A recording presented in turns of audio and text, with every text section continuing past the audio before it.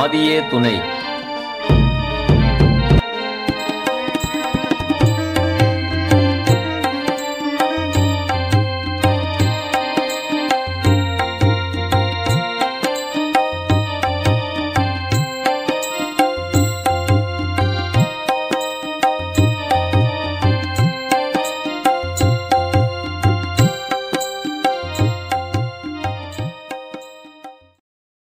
பாடல் வந்து நீங்கள் கேட்குற போல் இருக்காது எனக்கு பாடல், அதனால் தம்பி பாட சொன்னேன். பாடு. என நன்றி கெட்டோனாகி இருங்கடன் பலுப்பாவத்தால் வீண் புகை தலையாய் போக இருக்கின்ற தோற்றம் அந்தோ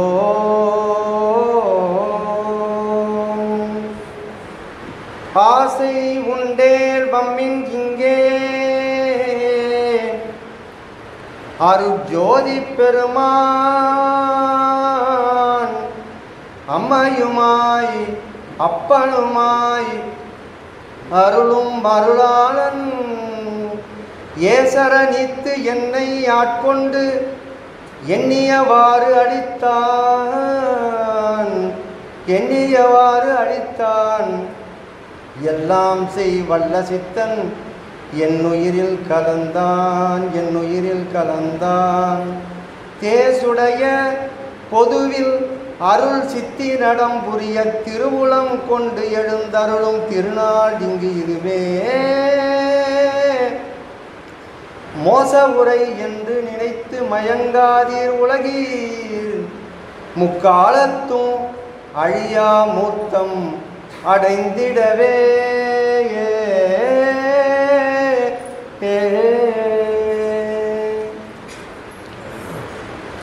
பூர்ணம் மியாக சதுரி ஓம் கோடிகால மக்களிடத்திலும் உள்ள சர்வ மூலமந்திர நிரூபிக மகான்மியராகிய பகவான் சாலை ஆண்டவர்களே திவாலி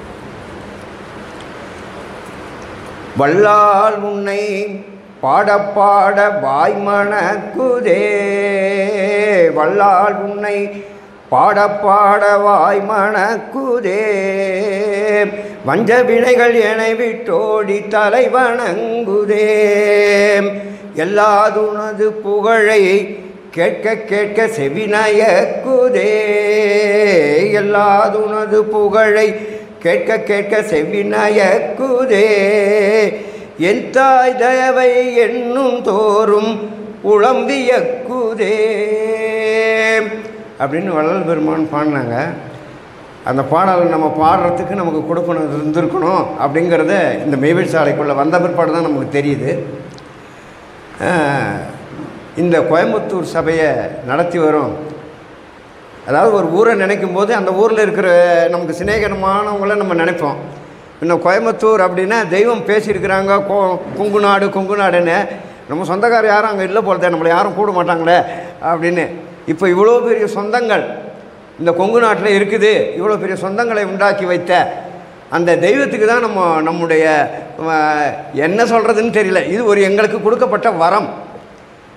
ஏன்னா இக உலகத்தில் தூளத்தளவில் சொந்தக்காரன், இப்போ அப்படி பொருளால் சொந்தக்காரன், இல்லை தொழிலாளர் சொந்தக்காரன். ஆனால் இங்கே வந்த சொந்தங்கள் அனைத்தும் மெய்வழிக்காக நித்திய சொந்தக்காரர்களாக நமக்கு ஆக்கி வைத்த நம்முடைய தெய்வத்தை தான் நம்ம நினைந்து அவருடைய புகழை பாடி நாம் பல பேர் அல்ல ஒருவர்.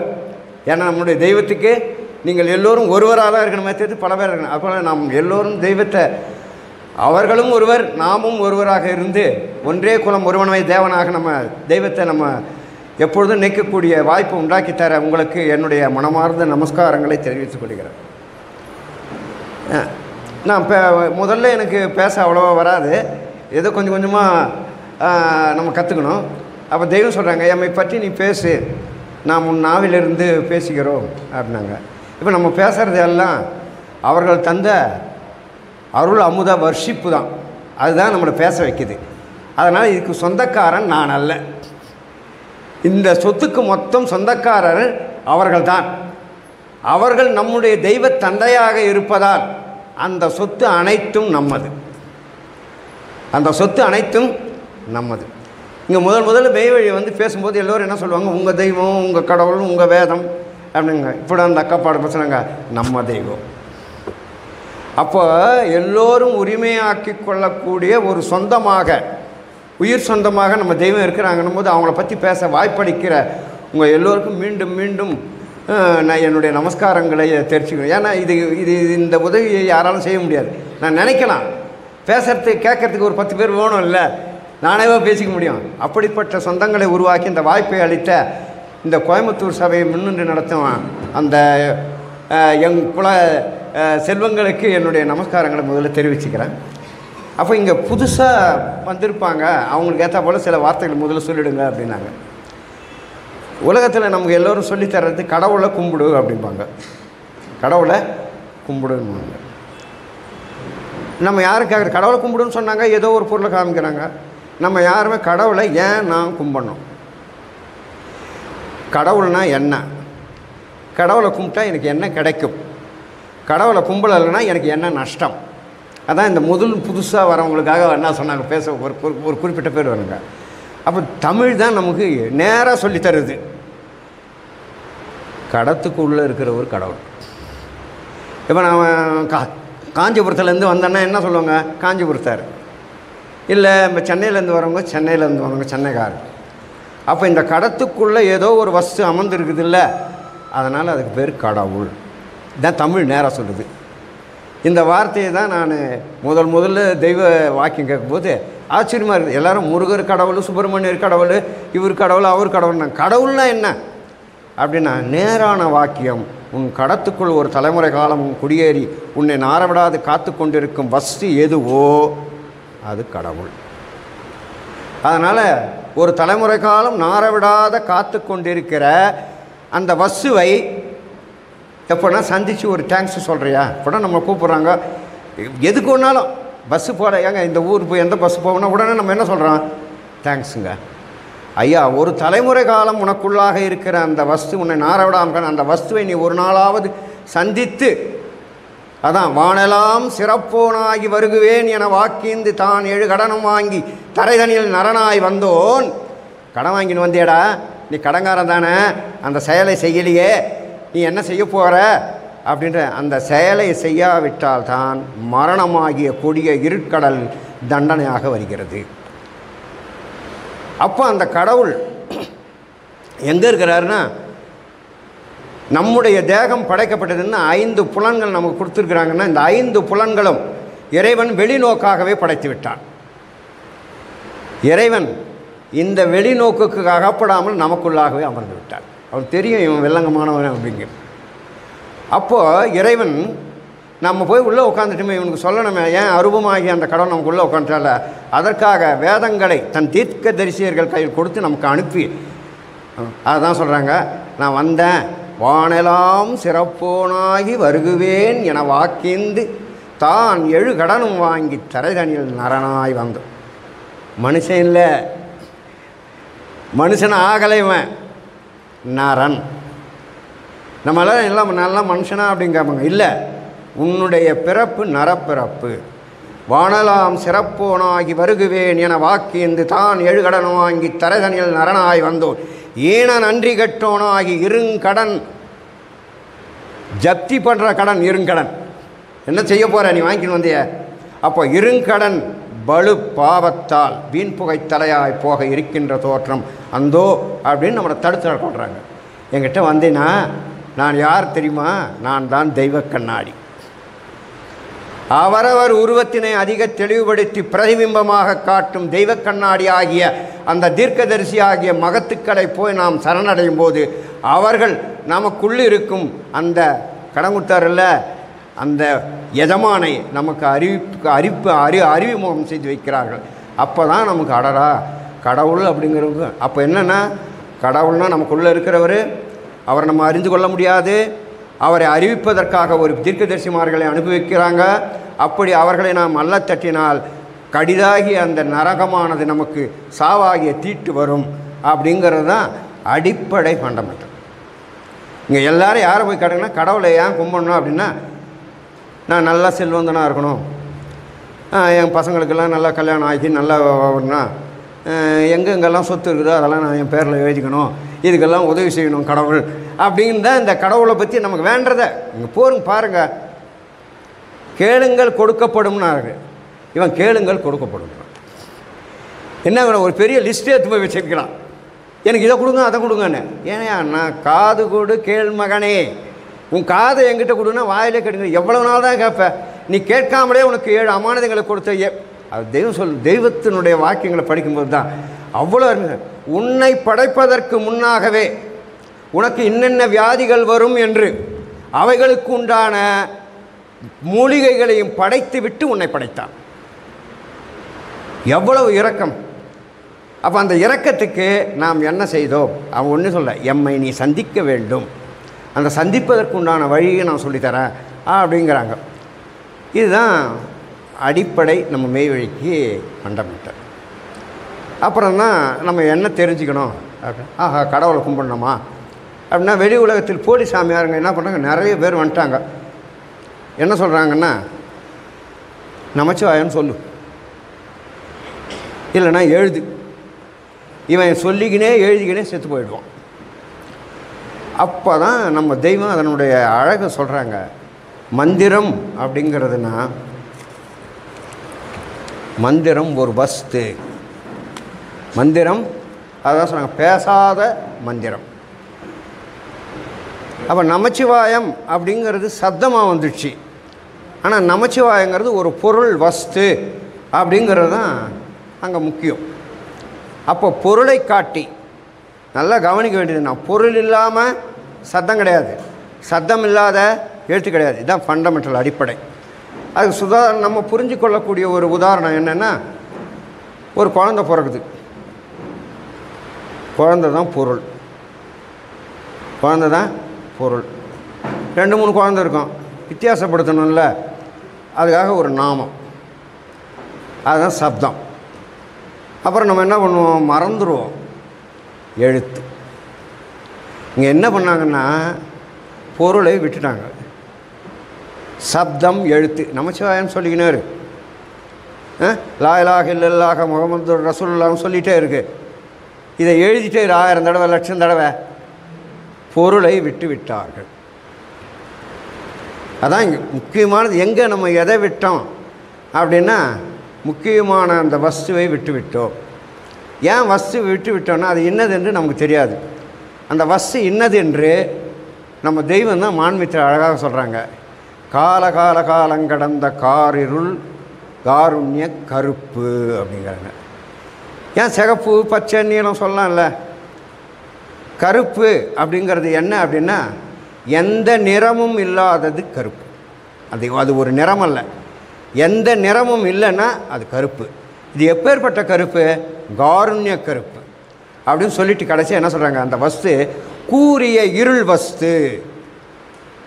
அந்த இருள் வஸ்துவை பார்த்துட்டு அதுக்கப்புறம் அவங்க என்னென்னலாம் அதுக்கு பேர் வைக்கணும் அப்படின்னு ஆசைப்படுறாங்களோ அந்த பேரெல்லாம் அதுக்கு சூட்டுறாங்க.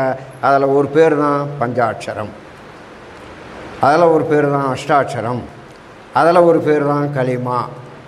இந்த பெயர்கள் அனைத்தும் சொல்லிக்கிட்டு இருந்தால் வஸ்து தோற்றத்துக்கு வராது.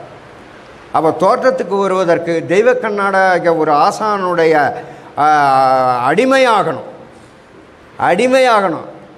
தெய்வம் சொல்லுவாங்க, உடல் பொருளாக 3 கொடுத்துட்டா அடிமையானதான். அதனால் தெய்வம் என்ன சொல்கிறாங்க, அவங்க எதை சமர்ப்பித்தார்கள் என்ன, அடிமை எனது அன்பினுக்கோர் அழிவும் உண்டோ. அப்போது இந்த மெய்ஞானமானது உடலே நம்ம கொடுக்கல, அப்புறம் பொருள் எங்கே கொடுக்க போகிறோம், அப்புறம் வாக்கியங்கள்ல. அப்போ தெய்வம் அழகாக ஒரு கேள்வி கேட்குறாங்க, ஏன்னா உடல் பொருளாக 3 கொடுத்துட்டேன்னு சொல்கிறிய, இந்த உடல் யாருடையது? என்னுடையது. இந்த உடலை வைத்து நீ சம்பாதிக்கிற அந்த பொருள் யாருடையது? அவர்களுடைய தானே. இதையே நீ எனக்கு சமர்ப்பிக்கலையே. அப்புறம் பொருள், அப்புறம் ஆவி, அப்புறம் அடிமையாகுது. அதனால தான் தெய்வம் சொன்னாங்க, இந்த துறவை பற்றி சொல்லும்போது அந்த வார்த்தை இருக்குது பாருங்கள், அந்த பாசுபதத்தை கொண்டல, அருள் கதி எனவே மாண்டார். அதாங்க துறவு. அடிமைக்கு மேலே போயிட்டாங்க. மாண்டார் அப்படின்னு சொல்லும்போது என்னென்னா, மாண்டவனுக்கு எந்த உரிமைனா இருக்குதா? அவனை கொளுத்தணுமா புதைக்கணுமான்னு வெளியே இருக்கிறவன் தான் முடிவு பண்ணணும். அதுபோல தன் ஆசானிடம் தன்னை ஒப்படைத்து கொண்டார். அருள் கதி எனவே மாண்டார். நம்ம இந்த நாளையுமே உடலையே அடிமை என தெய்வம் சொன்னாங்க. அடிமை எனது அன்பினுக்கோர் அழிவும் உண்டோ, ஊழியேனும் கோல் மலிந்த பவக்காட்டை அறவிழுங்கும் அக்னியே, என் அன்பே உன் திருப்பாதத்தால் மலர் விட்டினி அகலேன், அகன்றால் என் உயிரிடுவேன், அபுசாலி எனும் தவம் கொண்டெழுந்த தேவே அப்படின்னு சொல்லிட்டு அவங்க இருந்தாங்க. நம்ம என்ன பண்ணுறோம்? ரிட்டர்ன் டிக்கெட் புக் பண்ணிட்டோம்ல, உத்தரவு வாங்கின்னு வந்துடுறோம். அவர்கள் மாண்டார்கள். மாண்டவனுக்கு எந்த உரிமையும் கிடையாது. அவர்களுடைய சொத்து அவர் என்ன பண்ணணும் அப்படிங்கிறது அந்த தணிகைகளில் தான் முடிவு பண்ணாங்க. ஆனால் நமக்கு நம்முடைய தெய்வம் அது சொல்கிறாங்க, இந்த ஞானத்தை நான் எம்முடைய இளமையை பலி கொடுத்து பெற்றேன். ஒருவனுடைய வாழ்க்கையில் முக்கியமான பகுதி எதுனா சிறு பருவம், விளையாட்டு பருவம் போயிடும். முதுமை பிறர் தயவை எதிர்பார்த்து வாழக்கூடிய பருவம், தான் தனக்காக வாழக்கூடிய பருவம் இளமை. அந்த இளமையை தெய்வம் நான் இதை பலி கொடுத்து பெற்றேன். எம் மக்களாகிய நீங்கள் அந்த கஷ்டம் எதையும் அடையாமல் நீங்கள் இதை பெறணும். அதனால் நமக்கு ஒரு சலுகை தராங்க. என்ன சொல்ல பாருங்க, காமலி தேக இன்பங்களை நுகர்கிற சொர்க்கலோகவாசிகள். தெய்வம் எதெல்லாம் விட்டாங்களோ நீ விட வேணாம், நான் எதை பெற்றவனோ அதை ஒரு சிறிதும் குறைவின்றி உமக்கு தந்தோம் அப்படின்னு சொல்லிட்டு ஒரு புள்ளி வைக்கிறாங்க. ஒரு சிறிதும் குறைவின்றி உங்களுக்கு கொடுத்தோம், ஆனால் அது உங்களிடம் விளையவில்லை. ஏனென்றால் எம்மிடம் இருந்த யதார்த்தம் உங்களிடம் இல்லை. அதனால் யதார்த்தம் இல்லாதால் நம்ம உடல் சம்பாதிக்கிற காசு எந்து வாக்கால் சம்பாதிக்கிறது ஆவி, இது மூணையும் நம்ம கையிலே வைத்துட்டு போலியாக நடிக்கிறோம். தெய்வத்துக்கு நான் தான் நடிக்கிறேன் அப்படின்னு பார்த்தா திருநாவுக்கரசர் சொல்கிறார், நாடகத்தால் உன் அடியார் போல் நடித்து. இப்போ நடிப்பில் நமக்கு முன்ன நிறைய பேர் இருக்கிறாங்க. நாடகத்தால் உன் அடியார் போல் நடித்து நான் நடுவே வீடகத்தே பூதிடுவான் மிகப்பெரிதும் விரைகின்றேன், ஆடகச்சீர் மணிக்குன்றே இடையரா அன்புனக்கென் ஊடகத்தே நின்றுருக தந்தருள் எம் உடையானே. அதனால் இடையரா அன்பு, நம்ம அன்பு மாறிட்டே இருக்கும். முதல்ல அம்மா வாய்க்கு ருசியாக சமைச்சு போடுறாங்க, அப்புறம் அப்பா காசு கொடுக்குறாரு செலவு பண்ணுறதுக்கு, மாறிக்கும். அப்புறம் தோழர்கள் நம்ம நல்லா இருக்கிறவனை கெடுக்கிறதுக்குன்னே வருவாங்க, நண்பர்கள், அவங்க கூட போய் சகஜமாக பழகும். அன்பு மாறிட்டே இருக்குது. கடைசியில் மனைவி மக்கள் மாறிட்டே வரும். அங்கே மாறலையாம். அப்போ மாறாத எப்போ எந்த நேரமும். அதனால தான் தெய்வம் என்ன பண்ணாங்க, இது எதெல்லாம் இடையில் தன்னை அறுக்குமோ அதெல்லாம் விட்டுட்டாங்க. ஊரை விட்டார் முன்னுறவு விட்டார் ஊடும் பொருள் நிதி விட்டு எழுந்தார். ஏன் அதை ஊடும் பொருள் நிதினாங்க? கல்யாணம் போயிட்டுனா இன்னொரு கல்யாணம் பண்ணிக்குவான். சொத்து பணம் போயிடுச்சுன்னா சம்பாதிக்க முடியாதுல்ல, ரொம்ப கஷ்டம் இல்லை. விடலாமா விடக்கூடாதா, விடலாமா விடக்கூடாது, விடலாம், ஊஞ்சல் ஆடுற போல. ஆனால் ஊடகத்தை, அந்த ஊடகத்தை, அந்த ஊஞ்சல் போல் ஆடுற அந்த சொத்தை நான் விட்டுட்டு போகிறேன் அப்படின்னு சொல்லும்போது தான் ஒரு சம்பவம் தெய்வ சன்னிதானத்தில் நடக்கும்போது புத்தர் பெருமானை பற்றி பேசும்போது தெய்வம் சொன்னாங்க, ஏண்டா புத்தர் பெருமான் அவர் சம்பாதிச்சது தான் விட்டு போனார். அவர் சம்பாதிச்சல, அவங்க அப்பா அம்மா சம்பாதிச்சதை விட்டுட்டு போனார். அது இலகுவாக செய்யக்கூடியது. ஆனால் நாம் அப்படின்னு சொல்லிட்டு நிறுத்துகிறாங்க. அப்போ என்னென்னா, அவர்கள் சேர்த்து வைத்த அந்த 36,000 ரூபாய் வெள்ளிக்காசுகளை விட்டு இளம் மனைவியை விட்டு இளம் குழந்தையை விட்டுட்டு போனாங்களே, அதுதான் தீரத்துறவு. துறவுங்கிறதெல்லாம் சொல்லுவாங்க. தெய்வத்தினுடைய துறவு தீரத்துறவு. தீரத்துறவு பூண்டு பாரப்பிரானுடனே சேரன் சோழன். அப்போ துறவு அப்படிங்கிறதுக்கு ஒவ்வொன்றுத்துக்கும் ஒவ்வொரு இலக்கணம் தெய்வம் தான். அப்போ அதை ஒன்றே நம்ம துறவுலாம் துறக்க சொல்லலை. நமக்கு முதல்ல சபையில் சேரும்போது கல்யாணம் பண்ணிக்கின்னு வாடான்றாங்க. நம்ம கல்யாணத்தோடு நிற்கலை, குழந்தைக்கு பேர் வையின்னு போய் பேர் வைக்கிறோம். அப்போ காமலி தேக இன்பங்களை நுகர்கிற நம்ம என்ன பண்ணுறோம், கடவுளை நாம் சந்தித்தோம் அப்படின்னு சொல்லல. கடவுள் எங்கே இருக்கிறார்? சொர்க்கத்தில் தான் இருக்கிறாரு. இவன் காம உலகத்தில் இருக்கிறான். காமலி தேக இன்பங்களை நுகர்கிற ஒரு சொர்க்கலோக வாசிகள்னு நம்முடைய எப்படி ஐடென்டிஃபிகேஷன் பண்ணிக்கிறார் புத்தர் 2000 வருஷத்துக்கு முன்னே. அப்படின்னா தெய்வம் இப்பேற்பட்ட பரிசை நமக்கு அளக்கிறார்கள் அப்படின்னா இதை பற்றி அப்போ தான் தெய்வம் என்ன சொல்கிறாங்க, ஏண்டா நான் வந்துட்டேனே, என்கிட்ட என்ன கேட்கணும் அப்படின்னா, இக உலகக்காரங்க கேட்குறிய, உன்னை நீ அறிந்து கொள்ள வேண்டுமா அப்படின்னா, அதுதான் நாங்கள் சிவாய நம்ம இதெல்லாம் சொல்லிகிட்டே இருக்கிறோமே அப்படின்னும் போது தான் தெய்வம் அழகாக ஒரு கேட்குறாங்க, சிவாய நமவென்று சிந்தித்திருப்போர்க்கு அபாயம் ஒரு நாளும் இல்லை அப்படின் போது தான் தெய்வம் தான் அதை அது நம்ம அறிவுக்கேற்றவள ஒரு அர்த்தத்தை உண்டாக்குனா. ஏன்னா சிந்திக்க எப்போ வரும், பார்த்து அனுபவித்து ருசித்த பிற்பாடு தானே உமக்கு சிந்திக்க வரும். ஆமாம், இன்னும் நமக்கு எளிமையாக சொல்கிறாங்க, உனக்கு மனைவி இல்லை என்றால் நீ நினைத்தவுடன் உன் எண்ணம் வீட்டிற்கு போகுமா? ஆனால் திருமணமாகிவிட்டால் உன் எண்ணம் வீட்டுக்குமா? அப்போ ஒரு பொருளை பார்த்து அனுபவித்து ருசிக்காத முன்னால் அந்த பொருள் மேலே உனக்கு ஆசை எப்படி வரும்? அப்போ என்ன அப்படின்னா, பொருளை பார்க்காமல் வெறும் நமச்சிவாய களிமான்னு சொல்லிக்கிட்டு இருந்தால் ஒரு பிரயோஜனமும் கிடையாது. அப்போ முதல்ல என்ன வரணும், இந்த பொருளுக்கு இந்த பெயர், இந்த நாமம், இதனால் அப்படிங்கிறது அதான். அதுதான் தெய்வம் நமக்கு கொடுத்ததுன்னா பொருள். அதை என்ன சொல், நமக்கு ரொம்ப எளிமையாக கிட்ட இருக்கிற ஒரு 7 சீரில் பார்த்தவர் யாரானா திருவள்ளுவர் தான். எப்பொருள் யார் யார் வாய் கேட்பினும் அப்பொருள் மெய்ப்பொருள் காண்பது அறிவு. இதுக்கு விளக்கம் சொல்லிக்கிட்டே வருவாங்க எல்லாரும். எல்லாம் எவ்வளோ பேர் எழுதிட்டாங்க. எப்பொருள் யார் யார், ஒருத்தன் பஞ்சாட்சரம் சொல்கிறான், ஒருத்தன் அட்சாரம் சொன்னான், ஒருத்தன் என்ன, அதெல்லாம் கிடையாது அப்படின்னு சொல்லிவிட்டு அந்த திருக்குறள் யாருக்கு எழுதுனாங்க? நமக்கு இல்லை, அவங்க சிஷ்யனுக்கு. அந்த பாடலை அவனுக்கு சொல்கிறாங்க. அவன் சொல்கிறாங்க, எப்பொருள் உலகத்தில் நீ எவ்வளோ பொருள்கள் கேட்டிருப்பில்ல, எப்பொருள் யார் யார் வாய் கேட்பினும் அப்படின்னு சொன்ன. நீயும் நானும் அந்த உபதேச இருவில் நான் உனக்கு அறிவிக்க அறிஞ்சல அப்பொருள். தெய்வம் சொன்னாங்க அப்பொருள் தான் மெய்ப்பொருள்றாங்க. அப்பொருளாம் மெய்ப்பொருளையும் தனித்தந்தைன்னு வள்ளலார் பாடுறாங்க. அந்த பொருள் சொல்லிடுவான் அப்பொருள். அந்த அப்பொருள் யாருக்கு தெரியும் அப்படி என்றால், அறிவித்த ஆசானுக்கும் அறிந்து கொண்ட சிஷ்யனுக்கு தான் தெரியுமே தவிர, அதை சொல்லிவிட்டு அப்பொருள் எப்பொருள் யார் யார் வாய் கேட்பினும் அப்பொருள், அதான் மெய்ப்பொருள், அதை பார்க்கலாம், அதான் உன் அறிவு. பார்க்கலான்னு சொல்லிட்ட பிற்பாடு, பார்த்து அனுபவித்து ருசித்த பிற்பாடு தானே உனக்கு சிந்திக்க வரும். அப்போ சிவாய நமவே நீ எப்போ பார்த்த? அப்போ தான் நம்ம திகைச்சு நிற்கிறோம். உடனே நம்ம என்ன கேட்கணும்? சொல்கிறீங்கள, அதனால தான் தெய்வம் அழகாக சொல்கிறாங்க, நாம் சொல்லிவிட்டு போகிறவர் அல்ல. நீங்கள் எல்லா பாடலும் பாடுங்க, எல்லா ஞானிகளும் பாட, நமச்சிவாய வாழ்க, நாதன் தாள் வாழ்க, இமைப்பொழுதும் என் நெஞ்சில் நீங்காதாழ்க தாழ் வாழ்க, கோகழி ஆண்ட குரு மனிதன் தாழ் வாழ்க. குரு மனுஷன் தான் வருவாங்க, வானத்திலேருந்து தான் பறந்து வர மாட்டாங்கன்னு அவன் சொல்லிட்டாரு. அப்போ அவரும் சொல்லிட்டாரு உனக்குள்ளே தான் இருப்பாங்கன்ட்டு. அப்போ அந்த மனிதன் தேகம் நம் போலுள்ள, அது தெய்வம் சொல்கிறாங்க, தேகம் நம் போலுள்ள எங்குருநாதருக்கு நாமம் ஏதும் செப்புதற்கு ஒப்பனை உள்ளதோ, அந்த ஏகன் முதல் யாரையும் இறைஞ்சினோம், இவர் தொழில் வியந்துரை செயப்படில் காணோம், ஆகம புராண கலை வேதமோதும் நாமமெல்லாம் அன்னவருக்கே தகுவதால். அவர் என்ன செய்தாருங்க? சோகம் மறவே கைலாசத்தை இங்கே பார்க்கங்களை செய்த குரு தேவர் ஈசன். தனித்தனியாக அந்த வார்த்தை தனித்தனியாக பார்க்கணும். மொத்தமாக பார்த்தோம்னா அர்த்தம் போயிடும். செய்த எங்கே கைலாசத்தை இங்கே பார்க்க வச்சுட்டாங்களாம். எல்லாரும் என்ன சொல்லுவாங்க, உலகத்தில் செத்தாக தான் கைலாசம்வான். தேகம் நம் போல வந்து நமக்கு அதை செய்து விட்டார். செய்த குரு தேவர் ஈசனே, அவர்கள் தான் ஈசன் அப்படின்னு நமக்கு தெளிவுபடுத்தி காட்டி பல்லாயிரக்கணக்கான மக்களை பிரத்யட்சம் நம்ம கண்காண. அதான் சொன்னாங்க, நம்ம யார் அப்படின்னா மறைபடா தேவர். இன்றைக்கும் தோற்றத்தில் கூடி ஆடி பேசிக்கின்னு குலாவிக்கின்னு இன்னும் தெரியுமா என்ன சொன்னால் நம்ம கூட குலாவராங்கள இந்த அனந்தாதி தேவர்கள். இந்த அனந்தாதி தேவர்கள் மறைபடா தேவர்கள்.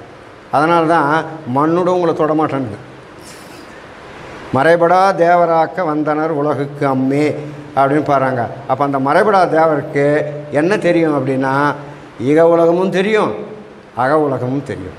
அப்போ எப்பேற்பட்ட ஒரு வரம் நமக்கு தெய்வம் கொடுத்துருக்குறாங்க அப்படின்னா, பொருள் அறிந்து போற்ற வேண்டும். அதுதான் முக்கியமானது. பொருள் தெரியாமல் சொன்னால் உனக்கு அதனால் ஒரு பிரயோஜனம் இல்லை அப்படின்னு சொல்லிவிட்டு நம்முடைய லட்சணத்தை அழகாக சொல்கிறாங்க. என்றும் எல்லாமே தெய்வ வாக்கியங்க தான், அதை கோத்து கொடுக்குற வேலை தான் நமது. என்றும் பொய்யகத்துறைந்துள்ள மனத்தை அப்படின்னு சொல்கிறாங்க. மனம் எதையும் போய் தான் சொல்லணும். அது தெய்வம் அழகாக சொல்கிறாங்க. பாய்மன வீட்டில் அது கார் வாங்கினாங்க, அதுபோல் ஒரு கார் நம்ம வாங்கிடலாமே, அது ஒரு வீடு கட்டினாங்க, அதுபோல் வீடு கட்டிடலாமே, அந்த பிள்ளைய அவ்வளோ படிக்க வச்சுக்கலாமே. அது கேள்வி தன்னால் முடியுமா முடியாதா அதை பற்றியெல்லாம் நினைக்கவே நினைக்காது. அதை தன்னதாக்கி கொள்ள வேண்டும், அதான் மனதனுடைய. அதனால் தெய்வம் என்ன சொல்கிறாங்க, அதை பாய்மனம் அப்படிங்கிறாங்க. பாய்மன வீட்டில் அது மட்டும் இல்லை, பேய் குடி இருக்கு. ஒருத்தர் சொன்னார், உங்கள் வீட்டில் எதுங்க நல்ல புள்ள அப்படின்னாங்க. குடிச்சிட்டு தீவெட்டி எடுத்துக்கின்னு கூரை மேலே ஏறிங்குது பாருங்கள், அதான் எங்கள் வீட்டிலையே நல்ல புள்ள, அதான் மனம். அது சொன்னாங்க, பாய்மன வீட்டில் பேய்குடி இருக்கும் பேரறிவு அடிமை அங்கே ஆகிடும். அறிவு போச்சுன்னா வாயினில் நாயும் நாசியில் வண்டும் மது செவி தனில் விஷப்பாம்பும் ஈயணைந்திடும் கண் இபிலிசன் வீடாம் இப்படிக்கென்று நீ. அப்போ மனதை பற்றி அது பாய்மனம் அப்படின்னு அவங்க சொல்கிறாங்க. சொல்லிவிட்டு அதுக்கு மருந்து சொல்லணும்ல, மனதை அடக்கத்துக்கு மாறாக ஓடுகின்ற மனத்தை மைந்தா. அது வேலை மாறதும் மரணபய சவுக்கு கொண்டு மாறி மாறி நேராக வைராக்கிய மணிக்கம்பத்தில் நீ இறுக்கி கட்டிப்பார் நிலைத்தே நிற்கும். எது? சுவாசம். இப்போ அக்கா பேசின வாக்கியம் படித்தாங்கல்ல, ஒரு குழந்தை பேச்சு மூச்சு இல்லைன்னா சவம், பேச்சு மூச்சு இல்லைன்னா உயிர் இருக்காது. ஆனால் உயிர் இருந்தால் தான் அந்த குழந்தை வளரும். ஒரு அணுவாக இருந்தது ஒரு அடி ரூபம் எடுக்குதில்ல, உயிர் இருக்குது, பேச்சு மூச்சு இல்லை. அப்போ தான் அவங்க சொன்னாங்க, தெய்வம் அது கேள்வி வரும், கேள்வி பதிலுக்கு அதுக்கு ஒரு வழியில் நாங்கள் அதை சுழட்டி வச்சுருக்கிறேன் அப்படிங்கிறாங்க. குழந்தை வெளியே வந்த உடனே, வெளிக்காற்று அடித்த உடனே சுவாசம் ஓட ஆரம்பிக்குது. சரி, இவன் உள்ளே இருந்தால் இல்லை, பேச்சு மூச்சு இல்லாத, அவனுக்கு நினைக்க தெரியுமா? தெரியாது. அதை ஆழ்வார் சொல்ல, நான் உன்னை கருவரங்கத்தே கை தொழுதேன். திருவரங்கத்தில் இல்லை, புன்னரங்கத்தில் நான் அங்கே, ஆனால் அதை நான் மறந்து விட்டேன், வெளியே வரும்போது மறந்துட்டேன் அப்படிங்கிறாங்க. அப்போ மறதி தான் யமன் அப்படின்னு தெய்வம் சொன்னாங்க. மாயை மரளி அப்படிங்கிறாங்க, நம்மளை மயக்கிச்சு இந்த உலகம்.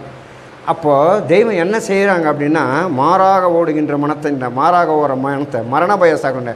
அப்போ தான் தெய்வம் சொல்கிறாங்க, இந்த வரைக்கும் வந்த எல்லா மதங்களும் மரணத்தை ஞாபகமூட்டுவதற்காகத்தான் வந்தது. அதனால தான் நமக்கு என்ன பண்ணுறாங்க, அந்த காலையில் சங்கல்பம் சொல்லும்போது மரளி என்கிற சுபமான வார்த்தை வைக்கிற, ஆனால் நமக்கு சுபமான வார்த்தை அதுதான். மரளி என்கிற யமனுடைய அவமான அவஸ்தை வந்து தீண்டும் அடையாளமாகிய கசப்பு பிணநாற்ற ஜலம் வெளியாகி யுகங்கோடி கால நரக வேதனைக்கு போகாமல் தெய்வம் செய்கிற வேலை சொன்னாங்க. அதை மாற்றி பரமபத, அது நித்திய மகிழ்ச்சி, அதான் வாழ்வு வர தெய்வம் சொன்னாங்க. வாழ்வுன்னு சொன்னாங்கல்ல, பாட்டையா கையில் தெய்வம் வேண்டுறாங்க. எப்பேற்பட்ட வாழ்வு அனைத்தும் தந்து எனது குலம் முழுதும் தனையாண்டு வளர்வித்து வரும் தருமதுரையே வல்லாள் அப்படின்னு பாட்டையாவை பார்த்து பாடுறாங்க. அவள் வாழ்வு அப்படின்னா என் மெய்வழி குல மக்களை ஏமம் தொடக்கூடாது. மாறாக ஓடுகின்ற மனத்தை மைந்தா மரணபய சவுக்கு கொண்டு மாறி மாறி நேராக வைராக்கிய மணிக்கம்பத்தில் நீ இறுக்கி கட்டிப்பார் நிலைத்தே நிற்கும் அப்படின்றாங்க. அப்போ அந்த சுவாசம் தாயின் கருவறையில் இல்லாத சுவாசம் நமக்கு எப்போ கிடைக்குது அப்படின்னா, பரிசுத்த பிரயாணம் ஆகும்போது கிடைக்குது. அந்த ஜீவ பிரயாணம் ஆகும்போது நடக்குது. அப்போ தான் அவன் ஜீவன் கண்ட ஜென்மசாபல்ய குலமாக மாறுகிறான். நமக்கு அது, தெய்வத்துக்கு அது இல்லை. ஏன் சொல்லுங்கள், அவங்க உடல் பொருளாக மூணையும் கொடுத்துட்டு அடிமை ஆகிட்டாங்க. அருட்கதியை நம்ம ஆண்டா, நம்ம எதையும் கொடுக்கல, அதனால் நமக்கு மூச்சு ஓடிங்க. எவ்வளவுக்கு அளவு நம்ம எவ்வளவுத்தின் மீது ஆசை வைத்திருக்கணுமோ அவ்வளோக்கு அவ்வளவு மூச்சு ஓடும் அப்படின்னு தெய்வம் சொல்கிறாங்க. அதுக்கு ஒரு வழியை சொல்லித்தராங்க. எம்மை பற்றி பேசிக்கொண்டும் நினைத்து கொண்டும் பாடிக்கொண்டு இருந்தால் உன் மூச்சு உள்ளடங்கும். அப்போ யோகம்னு என்ன சொல்கிறாங்க, நம்ம பிரயாசம் இல்லை, தானாகவே அது நிற்கும் அப்படிங்கிறாங்க. அப்போ யோகத்தை பரிசாக நமக்கு அளிக்கிறார்கள். நம்ம கேட்கல, ஏன்னா நமக்கு கேட்க தெரியாது. அப்போது அவருக்கு அதுக்கு தான் சொல்கிறாங்க, எம்மிடம் வந்தால் அந்த சைவ நிராலம்ப அந்த சைவத்தை, அது இன்னொரு அண்ணா அழகாக நம்ம தவக்கோடி ஆனந்தர் அண்ணா ஒரு புஸ்தகம் எழுதியிருந்தார். அதில் அழகாக சொல்கிறாங்க, சைவம் என்றால் என்ன, அசைவம் என்றால் என்ன. இது அசைஞ்சுங்கிற வரைக்கும் இவர் அசைவன். சைவம் அப்படின்னா மூச்சு நின்றுடும். மூச்சு எப்போ நினைக்கும், நமக்கு தெய்வத்து கையில் எல்லாத்தையும் விட்டுட்டு எப்போ ஒப்படைக்கிறோம். நம்ம அப்போலோவுக்கு செலவு பண்ணுறதுக்கு காசு கிடையாது, இனிமேல் கட்ட முடியாது. நம்ம அக்கௌண்ட்டில் இருந்தது மொத்தம் அவன் அக்கௌண்ட்டுக்கு மாறிடுச்சு. இனிமேல் அவன் கட்ட மாட்டான்னா தான் அவன் எடுத்துன்னு போடான்றான். அப்போ தான் நம்ம தெய்வமேன்றோம். அது வரைக்கும் நம்ம என்ன பண்ணுறோம், இந்த உடம்பு எத்தனை ஆயிரம் எத்தனை லட்சம் வேணாலும் கொடுத்து இந்த உடம்பை நாம் மீட்டு கொள்ள வேண்டும் அப்படின்னு போராடுறோம். அப்போ தெய்வம் எப்போ எல்லாத்தையும் மாண்டாதானே வருவாங்க. அவர்கள் இருக்கும்போதே மாண்டார்கள். நம்ம இருக்கிற வரைக்கும் சாவறதில்லை. எல்லாத்தையும் இழந்து விட்டு நம்மளை வெளியே பிடிச்சி சொல்கிறாங்க பாரு, அந்நேரத்துக்கு தான் தெய்வமே அப்படின்றாங்க. தெய்வம் என்ன சொல்கிறாங்க, இப்போனா என்ன நினச்சேன்னு வராங்க. அதாங்க தனிப்பெருங்கல்வி. அப்போ நமக்கு முதல்ல சொல்கிறது என்னென்னா, பொருள் தெரியணும். இப்போ நம்ம பேசிட்டு இருக்கோன்னா பொருள் தெரிஞ்சதுன்னா சும்மாவே என்ன நம்புனா, அப்போ அவர்கள் என்ன அந்த பஞ்சாட்சரமாகிய அந்த ஐமணி பொதிகையை நம்ம கையில் கொடுத்துட்றாங்க. கொடுத்துட்டு பார்,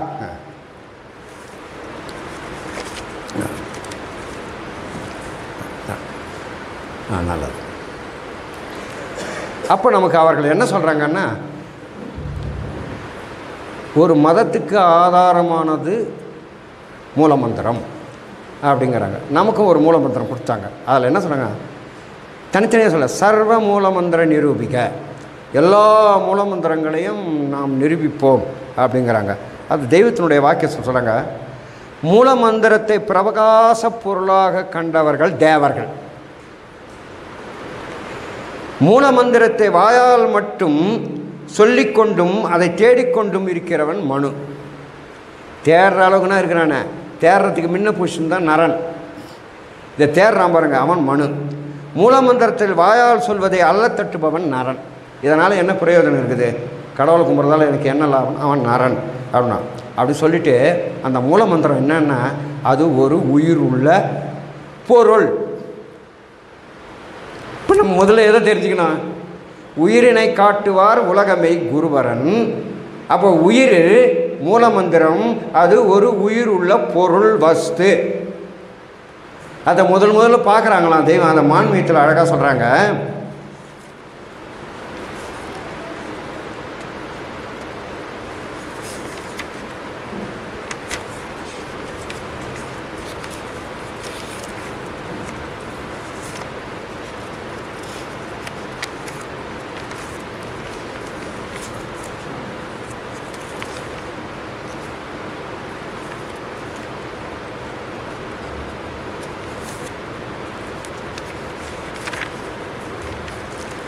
அது வரைக்கும் அதுக்கு பேர் கிடையாது.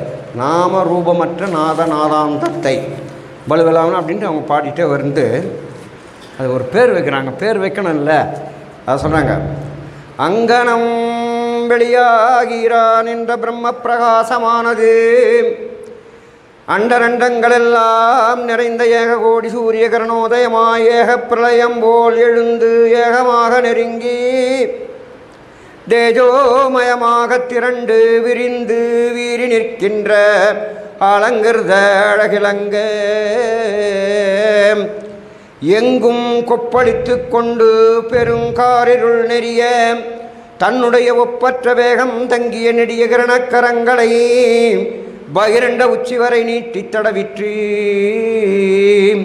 அங்கனம் தடவியதானது இங்கனம் இந்நாள் சத்திய நகரமாகிய தெய்வமை வெளிச்சாலையை உண்டு பண்ணி உதயம் செய்திரான் என்ற வித்து நாயகம் மன்னல் பொன்னரங்கமணி மேடைக்கு தேடி வரும் நன்மன சர்ச்சனர்களின் பிறவிப்பிணி என்னும் மகா அந்தகாரமாகிய மாரண இருளை இங்கே இன்று கடிந்தோட்டி அருளமுதூரல் உலாவித் தடவுதலாகியது அங்கனம் மண்ணால் தின்னம் கொண்ட பெரும் பேருள் கடிந்து பின்னும் இரு துருவங்களும் இயங்கிக் கொண்டிருக்கும் அசைவு கோடாகி எழும்பும் அந்த ஆணிக்கோட்டின் திரட்சி எல்லைக்கு ஒதுங்கி ஓடென ஓட்டிவிட்டு பேரண்ட முகடலாம் தடாவிய பெருங்கிரண பெருங்கருணை பேரருள் பெருஞ்சுரப் பெண்ணும் பெரும்பதி பெருங்குணப் பெருந்துணை பெருந்தெய்வமாகிய பெருஞ்சோதியானது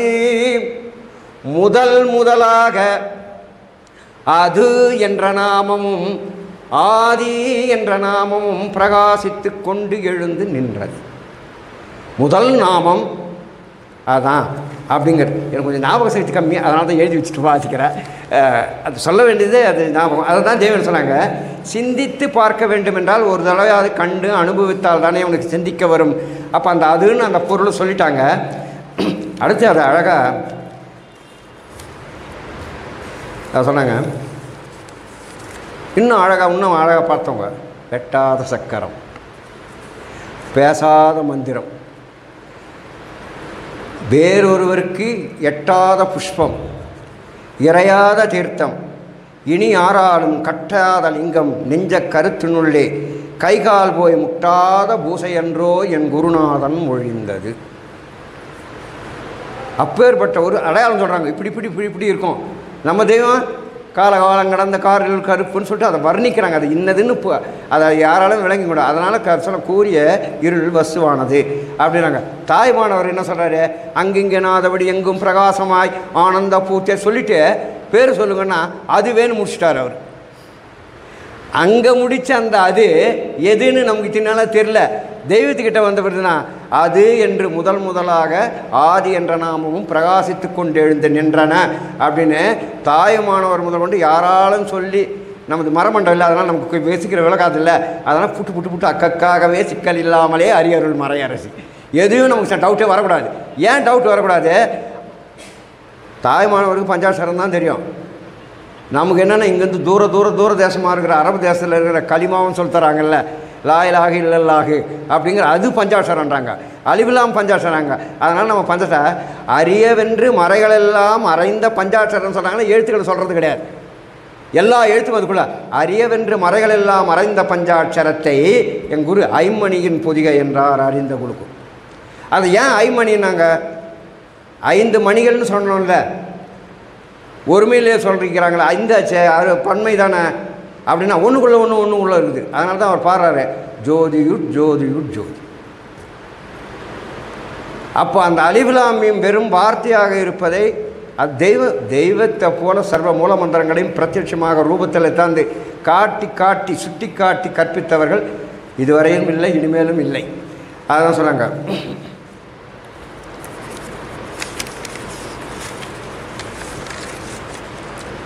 அலிஃப்லாமீம் என்ற அந்த 3 அக்ஷரங்கள் அளப்பதற்கரிய பெரிய கித்தாபாக அல்லவா இருக்கிறது.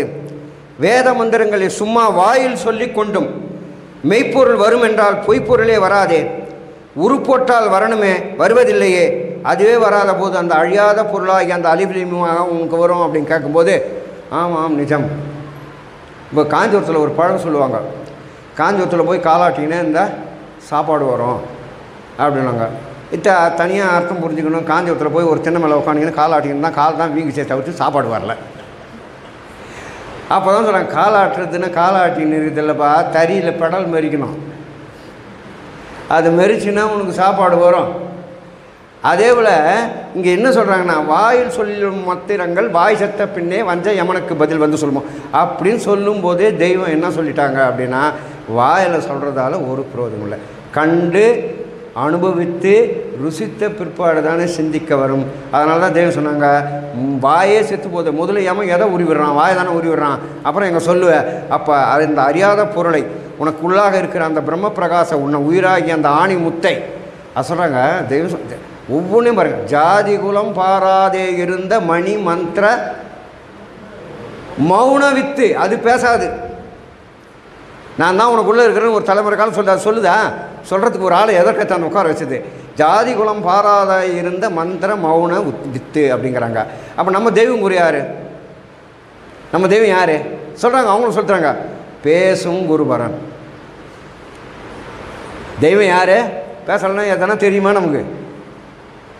பேசும் குருபரன் பேச்சுக்குள்ளே பேசும்போது முகம் பாரு தோணாது எல்லோருக்கும் வீசும் விண்மக்கள், பேசினால் அன்றி இந்த பெரும்பொருளை உமக்கு யாரும் மௌனமாக சொல்லித்தர முடியாது. அப்போ ஏன் மௌன குரு அப்படின்னு சொன்னாங்க அப்படின்னா, நம்ம பெரிய வித்தெல்லாம் சகல சாஸ்திரம் படிச்சுட்டு போகிறோன்னா நம்ம வாயை அந்த இடத்துல அடைஞ்சு போயிடும். நம்மளை மௌனி ஆக்குவதால் அவர்கள் மௌனி, ஆனால் அவர்கள் பேசாததில்லை, அவர்கள் பேசும் குருபரன். நம்ம மெய்வழியில் முக்கியமாக தெரியும் பேசும் குருபரன். அவங்க பேசுகிறவங்க உங்கள் குரு யாருன்னா குருன்னு சொல்ல, பேசும் குருபரன். அந்த பேசி பேசி பேசி பேசி தான் நரனை மனுவாக்கி மனுவை தேவனாக்கி அந்த அழியாத பதவியை நமக்கு இனாமாக தெரிகிறது. என்னென்னா இது வரைக்கும் யாருக்கும் கிடைக்காத தேகம் ஜீவமுத்தியுடன் தேகமுத்தியும் வளர்க்கின்ற பெருமானாக அவர்கள் வருவதால் தான். அதோட என்னென்னா பாடுபடாத எந்த எம்மை பற்றி பேசிக்கொண்டிரு, எம்மை பற்றி பேசி பிறருக்கு எடுத்து சொல்லுவதை காட்டிலும் தவம் வேறு எதில்லை. எவ்வளோ சுலபமாயிட்டாங்க. அவங்க என்ன எப்படி தவம் பண்ணாங்க?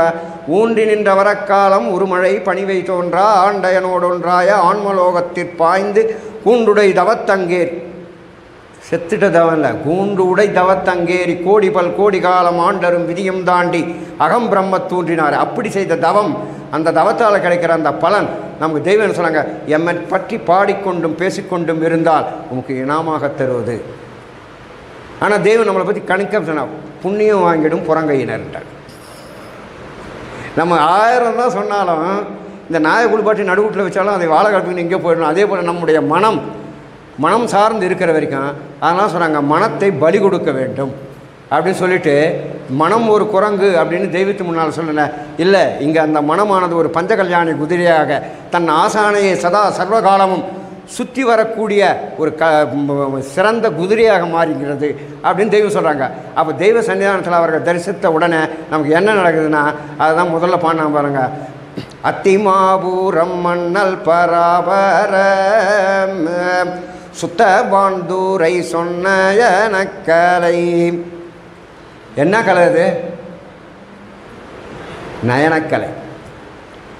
கண்டதும் காமுறும், பார்த்தவுடன் பிறவி பிணி தீக்கும். அவங்க பார்வைக்குள்ளே நம்ம போட்டு, அதான் நயனக்கலை.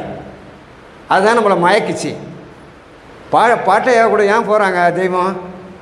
போதையால் இங்குள்ளதெல்லாம் மறந்து உன் பின்னாலேயே தொடர்ந்தேன் அப்படின்னு பாருங்கள். அப்பேற்பட்ட போதை கண்ணாலே மயக்கிட்டான்றாங்களே, அவர்கள் பார்வைக்குள்ள நீ ஆகன உடனே பிறவி பிணி போயிடும்.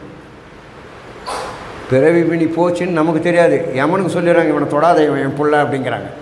அப்போ எப்பேற்பட்ட பரிசை அவர்கள் நமக்கு இனாமாக தருகிறார்கள். அப்போ பரிசை தந்துட்டாங்களே, நமக்கு ஒரு வேலை சொல்லுவாங்கள்ல, அது எதுனா, எம்மை பற்றி பேசு, உம்மை பற்றி பேசாதே, எம்மை பற்றி மட்டும் பேசு. அப்போ தான் நம்ம அண்ணா சொன்னார், குணசேகரம் இல்லையா சொல்ல மாட்டேன், நீங்கள் பேசிட்டு வந்தீங்கன்னா யாருமே உங்களை நினைக்கக்கூடாது, யாருமே உங்களை நினைக்கக்கூடாது, தெய்வத்தை தான் நினைக்கணும். உங்களுடைய பேச்சானது அப்படித்தான் இருக்க வேண்டும். அப்போ தான் நம்ம என்ன, அதனால தான் நம்ம சொல்லிடணும் முதல்லையே என்ன அப்படின்னா, இது எல்லாத்துக்கும் சொந்தக்காரர் தெய்வம், அவர்கள் என்னை சொந்தமாக்கி கொண்டார்கள், அதனால் இந்த சொத்து என் சொத்துன்ற அந்த உரிமையால் தான் நம்ம பேசுகிறோமே தவிர்த்து, இது தவத்தில் விளைந்த தவம் அப்படிங்கிறதே இந்த வாக்கு தான். அந்த அருளமுத வர்ஷிப்பானது அவர்களுடைய சொத்து, நமக்கு அதுக்கு உரிமை கொடுக்குறாங்க. அந்த உரிமை கொடுத்து அதை பேசுவதற்கான அந்த பலத்தையும் கொடுத்து, நீ பேசி உன் நாவிலிருந்து நாம் பேசிக்கிறோம் அப்படிங்கிறாங்க. நம்ம பேசுகிறோம். என்னை முதல்ல ஒரு தடவை இந்த படிக்க சொல்ல பள்ளிக்கூடத்தில் பேசுன்னு சொன்னாங்க. வாத்தியார் என்ன பண்ணார், பொங்கல் திருவிழா அப்படின்னு ஒரு 4-5 பக்கம். எனக்கு என்னை போல் மறதி மகாராஜா யாரும் கிடையாது, மறந்துடுவோம் நமக்கு. அப்போ வாத்தியார் எழுதி கொடுத்தது போய் இந்த கூட்டத்தை பார்த்த உடனே மொத்தம் மறந்து போச்சு. டேய் மறந்து போயிடுச்சு, நீயும் போய் சொல்லடா அப்படிங்கிட்டாரு. அப்படி இருக்கிற கடைமட்ட தரத்தில் இருக்கிற நம்மளை எப்படி இப்படி பேச வைக்கிறாங்கன்னா, இது நம்முடைய பேச்சு அல்ல, இது எல்லாம் தெய்வம் கொடுக்குற வரம். இதை செய்யக்கூடிய ஊழியக்காரர்கள் தான் நம்ம சொன்னாங்க, சொன்ன வேலையை செய்யணும். உனக்கு மரணமில்லா பெறுவது, நீ செய்ய வேண்டியது என்ன, நீ உன் குடும்பத்தோட சம்சாரி ஆயிரு, எம்மை பற்றி பேசு, எம்மை பற்றி பேசுவது தான் உன் தவம் அப்படிங்கிறாங்க. எவன் வந்தால் நான் பார்த்துக்கிறேன்டா அப்படிங்கிறாங்க. அடுத்து சொல்கிறாங்க பாருங்கள்,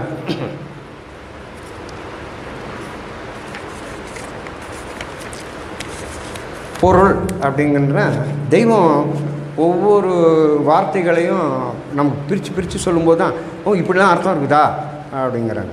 அதனால் நீங்கள் தமிழில் ஏதோ நல்லா தெரிஞ்சவங்கன்னு சொல்ல நினச்சிக்காதீங்க. கண்ணுக்கு 3 சுழியா 2 சுழியா இல்லை 2 சுழியான தகராறு தான் எனக்கு. அதான் நம்ம தமிழ் அறிவு. தெய்வம் சொன்னதை நம்ம அப்படியே சொல்கிறோம். அதனால் அதை சொல்கிறாங்க தெய்வம் ஒரு வார்த்தை, சொல்லாமல் சொல்வதும் கேளாமல் கேட்பதும் பாராமல் பார்ப்பதும் தொடாமல் தொடுவதுமாகிய ஞான துரைத்தனமுற்று கைகால் போய் முட்டாத பூசை வணக்கமுடைய பாரவான்கள் அருளிச் செய்துள்ள மெய்மை கிரந்தங்களுக்கு இதயகமல வாசனை தன்னில் தரிசித்தலாகிய தன்னை அறிதல் என்னும் மறுபிறப்பு புனல் ஜென்மம் பெறாதவர்கள் தங்கள் அவல மதிப்புக்காக இச்சையுற்று பொருள் தருகிறேன் என்று உரை செய்ய முற்பட்டால் அந்த பாரவான்களின் சாபத்திற்கு ஆளாகுவார்கள் என்பது சத்தியமே. அதோடு இறைவனின் சாபமும் அவர்களின் தலைமேல் வந்துவிடும். அப்போ நம்முடைய அண்ணா ஒருத்தர் பேசும்போது சொன்னார், அர்த்தம், உரை, அப்புறம் பொருள். உரைன்னா என்ன அப்படின்னு அவர் சொன்னார். நம்ம சங்கமுனியானந்தருடைய மகன். நான் எப்பவுமே எனக்கு யாருன்னா சொன்னாங்கன்னா அவங்க பேரை சொல்லிடுறது, அப்போ தான் அந்த வார்த்தை நமக்கு சொந்தமாகும். அவர் சொன்ன முதல் உரை அப்படின்னா என்ன, இது வரைக்கும் உனக்கு கொஞ்சம் நஞ்சம் விளங்கின்னு இருந்ததுன்னா அது விளங்கவே கூடாது, உரை போட்டு மூடிவிடு. ஒரு பொருள் நல்லா தெளிவாக தெரியக்கூடாதுன்னு என்ன பண்ணணும், உரை போட்டு மூடிடணும். உனக்கு இது நேரம் வரைக்கும் ஏதோ ஒன்று தெரியுது பாருங்கள், அது தெரியாமல் செய்கிறது தான் உரை. அர்த்தம் என்னென்னா சொல்லிவிடுவோம், சொல்ல மாட்டோம். இதுவா அதுவான்னு நம்மளை எப்பவும் ஊஞ்சலாட விட்டுறாங்க பாருங்கள். அதுதான் அர்த்தம். பாதி விளங்கியும் விளங்காமலும். பொருள் அப்படின்னா தெய்வம் நமக்கு தராங்கல்ல, அதான் பொருள். சந்தேகமே கிடையாது. தெய்வம் சொல்கிறாங்க, அதுதான் இங்கே அழகாக சொல்கிறாங்க பாருங்கள். மேற்கூறிய தவாதிக்கம் கைவரப்பெற்றுள்ள கற்பிக்கும் வல்லவர்களே மெய்ஞான பாரவான்கள். அவர்களின் திருச்சென்னதியில் அந்த மெய் வல்லபத்தை கற்பிக்க பெற்று வருகின்றவர்களே மாணாக்கர்களும் ஜாதிமான்களும் தன் நாமம் இருக்கும் திருத்தலம் அறிந்த தேவர்களும் ஆவார்கள். அவர்களுக்குத்தான் மெய்ஞான நூல்களின் பொருள் விளங்கும். அந்த பாரவான்களே தான் அந்நூற்களுக்கு பொருள். அவங்க தான். நீ என்ன பாடல் என்ன வேதாந்த பேசணும், நம்ம தெய்வம் தான் உசுராகிறங்க. அதனால தான் தெய்வம் அழகாக சொன்னாங்க, தான் பெற்ற இன்பொருள் தன் ஆசான். இதை ஒரு பங்குனி திருவிழாவுக்கு அப்போ நம்ம கலைமகானந்தர் அங்கே சபையில் பேசும்போது, இந்த தான் பெற்ற இன்பொருளே தன்னாசான் என்றோரார் கண்கட்ட மாடனவே கான் அப்படின்னு அந்த பாடல் சொல்லி அவர் சொன்னேன். மீண்டும் சொல்கிறா அப்படிங்காங்க. அப்போ தான் பெற்ற இன்பொருள் ஏதோ பிரம்ம திசை இதை செய்தான், அது இல்லை, தன் ஆசான் தான் தான் பெற்ற இன்பொருள், வேறு எதுவும் கிடையாது. அதுதான் இங்கே சொன்னாங்க, அறிந்த தேவர்களுக்கு அவர்களுக்கு தான் மெய்ஞான நூல்கள் பொருள். அந்த பாரவான்களே தான் அந்நூல்களுக்கு பொருள் என்பது திட்டமாக தெரிய வரும். அந்த மும்மல குறும்பை தெரிந்த போது போன பாரவான்களின் மெய்ச்செயல் விளங்கும் நூற்களுக்கு நாசியில் மூச்சு ஓடிக்கொண்டிருக்கிறவர்கள் சொல்லும் முறை என்ற பிதற்றர்கள் எம்மாத்திரம் அப்படின்னு சொல்லிட்டு, அந்த நூலறிஞருக்கு பொருளுக்கும் வியாக்கியானத்திற்கும் உள்ள வித்தியாசம் தெரிய வரவே வராது. நம்ம சொல்கிறதெல்லாம் வியாக்கியானம். தெய்வம் என்னென்னா பொருள் கையில் எத்தனை குத்துறாங்க. தெய்வம் அது அழகாக நமக்கு நம்ம தரத்துக்கு அவங்க இறங்கி பேசுகிறது என்னன்னா, ஒரு எலுமிச்சம்பழத்தை வர்ணிப்பது எப்படி, அந்த எலுமிச்சம்பழத்தை உன் கையில் தருவது எப்படி, இரண்டும் ஒன்றா அப்படின்னா ஒன்றல்ல அப்படின்னு பொருளை வாங்கணும் தெரியும். அதான் சொன்னாங்க, பொருளுக்கும் வியாக்கியானத்திற்கும் உள்ள வித்தியாசம் தெரிய வராது. அன்னவர்களும் அவர்களின் வேற்றுரைகளை கேட்பவர்களுக்கும் வரும் பலன் இறுதி நேரத்தில் அவர்கள் படும் மரண அவஸ்தையில் பட்டவர்தனமாக தெரிய வரும் அப்படிங்கிற. இந்த உலகத்தில் எப்போ யார் எந்த பெரியவங்களாக இருந்தாலும் செத்தா தெரியும் செட்டியார் வாழ்வுன்னு அவங்க. அப்போ 7 அமானுதங்களை வாங்கி வந்த அவர் தோத்துட்டாரு அப்படிங்கிறது கடைசியில் இறுதியில் தெரிஞ்சிடும். உலகத்தில் என்ன ஆச்சுன்னா, சாவுனா இப்படி தான் தீட்டாக தான் போவாங்க. அப்போ இந்த அடிப்படையில் நான் முதல் வரும்போது இந்த தீட்டை பற்றி தான் சொன்னாங்க. இந்த தீட்டு வாழ்க்கையில் நமக்கு ஒரு 3-4 இடங்களில் அடிபடுது அந்த பேர். முதல் பேர் என்னென்னா, ஒரு குழந்தை பிறந்ததுன்னா தீட்டு. பிறந்தது தீட்டா குழந்தை இருந்தாலும் அதை சுத்திகரித்து ஒரு பேர் வச்சு நம்ம வீட்டுக்கு அழைச்சிக்கிறோம். அதே போல் ஒரு பெண் புஷ்பவதி ஆகிறா, ஊர் மொத்தம் சொல்லி அதை ஒரு சந்தோஷமாக அந்த தீட்டை நீக்கி அழைச்சிக்கிறோம். ஆண் பெண் சேர்றாங்க, தீட்டு குளிச்சிடுறாங்க, குளிச்சதவங்க பெரியவங்க பார்க்குறாங்க, இன்றைக்கி இவங்க சந்தோஷமாக இருந்தாங்க அப்படிங்கிறத அறிவிக்கிறாங்க. அவங்க இந்த 3 தீட்டை மாற்றிக்கலாம், சுத்தம் பண்ணிக்கலாம், யாருக்கும் தெரியாமையும் மறைக்கலாம். 4வது ஒரு தீட்டில் சாவு தீட்டு. பார்த்தால் தீட்டு, தொட்டால் தீட்டு, கேட்டால் தீட்டு, பங்காளியாக இருந்தால் 10 நாள் தீட்டு அப்படின்னு ஒவ்வொரு வர்ணமாக போடுறாங்கல்ல. தீட்டாயிட்டவனாக்க நீ எப்படி அவன் தன்னை சுத்தம் பண்ணிக்குவான்? தீட்டானவங்க இங்கே சுத்தம் பண்ணிக்கிறாங்க. அப்போ அந்த தீட்டு மாறாத தீட்டு. ஒருவன் இந்த மெய் மதத்தில் பிறக்காவிட்டால் அவன் பிறக்கவில்லை என்பதை அடையாளத்தோடு காட்டுறது தான் அந்த தீட்டு. எப்படி பிரிக்கிறாங்க பாருங்கள். அப்போது அந்த தீட்டுக்கு செய்கிற அந்த சடங்கெல்லாம் பார்த்திங்கன்னா அவ்வளோ உரைக்கிற அவ்வளோதான் சொல்லுவாங்க. இப்போ ஒரு பெற்றவங்களுக்கு அந்த கொல்லி வைக்கிறான்னு சொல்கிறாங்க. அந்த செயலை செய்யும்போது நீர்க்குடம் உடைக்கிறதுன்னுவாங்க. அவர்கிட்ட இந்த ஜலம் ஃபுல்லாக வெளியாகிடுச்சு, அவர் தீட்டாயிட்டார். அப்போது அவங்க சொல்கிறாங்க, சைவமானதடி அகப்பே அது தானாய் நின்றதடி, சைவம் இல்லையானால் அகப்பே ஜலம் வரும் கண்டாய். ஒருவன் சைவன்னு என சொன்னால் தீட்டாகக்கூடாது. அப்போ நம்ம மெய்வெளியில் எது கொடுக்குறாங்க? அதான் சொன்னாங்க, மரளி என்கிற எமனுடைய அவமான அவஸ்தை வந்து தீண்டும் அடையாளமாகிய கசப்பு தீட்டு பிணநாற்ற ஜலம் வெளியாகி யுகங்கோடி கால நரக வேதனைக்கு போகாமல் தெய்வம் செய்கிறார். அதை மாற்றி எப்பேற்பட்டவர்கள் பரமபத நித்திய மகிழ்ச்சி வாழ்வு வரத்தில் ஏற்றவே சதுர் யுகத்தில் உண்டான எல்லா ஜாதி மத வேதங்களும் வந்திருக்க அந்த அகமிய மகாதி வல்லப தெய்வீக இதான் பிரம்ம வித்தை செயல். அதை செய்கிறவங்க யார்? நாசிக்கு வெளியே மூச்சு ஓடாத தெய்வம். அடையாளம் சொல்லிட்டாங்க, ஏமாறக்கூடாதுன்னு. தவமுடைய எங்கள் ஊனுறக்கம் இல்லாத எங்கள் குலதெய்வ மெய்வைச்சாலை ஆண்டவர்கள் மெய்மதத்தில் நாங்கள் சேர்னா பிரயோஜனம் கிடையாது, சேர்ந்து ஆகி இருக்கிறோம். எவரவரும் இதில் சேர்ந்து ஆகி கொள்வதற்கு அவர்களுடைய ஆசீர்வாதம் அப்படிங்கிறதான். கொஞ்சம் இடைவேளை விட்டுட்டு மீண்டும் தொடர்வோம். 2 நிமிஷங்க. சரி, அதுதான் அது. ஒரு சைவனை கேட்டால் தன் மூல மந்திரம் நமச்சிவாயா என்கிறான். ஒரு முஸ்லீமை கேட்டால் லாயிலாகி இல்லல்லாகி என்று சொல்லுகிறான். இது எழுத்தா அல்லது சொல்லா? தெய்வம் எங்கே பார்த்தாலும் அதான் சொல்லுவாங்க, பொருள் பொருள் பொருள்ண்டு. அல்லது எழுத்தா சொல்லா? பூர்வ காலமானதா புதிதாக வந்ததா? பூர்வீகமானது என்று வாயால் சொல்லுவாய், ஆனால் உன் நினைவில் இருப்பது எழுத்து என்று தான். அப்போதான் ஒரு கேள்வி வருது நமக்கு. இப்போ நமச்சிவாய அப்படிங்கிறாங்க. நான் தமிழில் எழுதுவேன், தெலுங்குக்காரர் தெலுங்கில் எழுதுவார், இங்கிலீஷ்காரன் இங்கிலீஷில் எழுதுவான், கன்னடக்காரன் கன்னட. இதில் எந்த நமச்சிவாயம் நம்மளை வந்து காப்பாற்றும் அப்படின்னு தெய்வம் கேட்டால் நம்ம என்ன பண்ணுறோம்? அப்போ தான் நமச்சிவாயங்கிறது எழுத்தல்ல, பொருள், வஸ்து அப்படிங்கிறாங்க. அதை தான் சொன்னாங்க, எழுத்து என்று தான். இந்த எழுத்து எப்போ வந்தது என்று உன் நினைவிற்கு கொண்டு வந்து விடலாம், தூண்டி துருவி பார்த்தால். அதனால தான் வேதத்துக்கு பேர் என்னென்னா எழுதாக்கிழவி அப்படின்னு பேர். ஏன் எழுதாக்கிழவி அப்படின்னு சொன்னாங்கன்னா, பொருளை காமிச்சிட்டாங்க, காண்பித்து கற்பிப்பது தான் கல்வின்னு சொல்லிட்டாங்க. பொருளை காண்பித்து அதுக்கு ஒரு பேர் வச்சுட்டாங்க, காண்பிச்சாங்க, பொருளுக்கு சத்தத்தை வச்சுட்டாங்க. அந்த ரகசியம் அந்த 2 பேருக்கு தான் தெரியும். இதை தெரிஞ்சுக்கினார் பாருங்க, அவர் அந்த காலத்தில் உண்டான பாஷையில் அவர் எழுதிட்டார். ஒரு 100 வருஷம் பொறுத்து அதை படிக்கிறவனுக்கு அது வேறு அர்த்தம் சொல்லும்.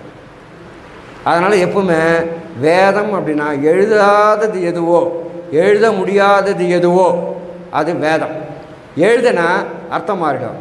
இந்த அர்த்தம் மாறிடுச்சு, மாறி மாறி தப்பு தப்பாக ஆகுதுன்றதுக்கு தான் நம்ம ஆண்டாள் பாட்டில் நாற்றத்துழாய் நாராயணன் ஒரு வேர்டு வரும். இப்போ நாற்றம்னா நம்ம வீட்டு பசங்களை கேட்டு பாருங்க, அப்போ நாராயணன் நாற்றம் அடிக்கிறவரா? நாற்றம் அப்படின்னா வாசனை, மனம், நறுமணம்.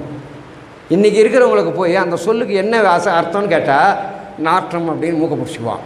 அப்போ ஏன் அப்படின்னா, எழுத்துக்கு அந்த வார்த்தை அந்த சத்தத்தை எழுத்து ஆக்கும்போது அதை எழுத்து ஆக்கினாங்க பாரு, அவங்க போயிடுறாங்க.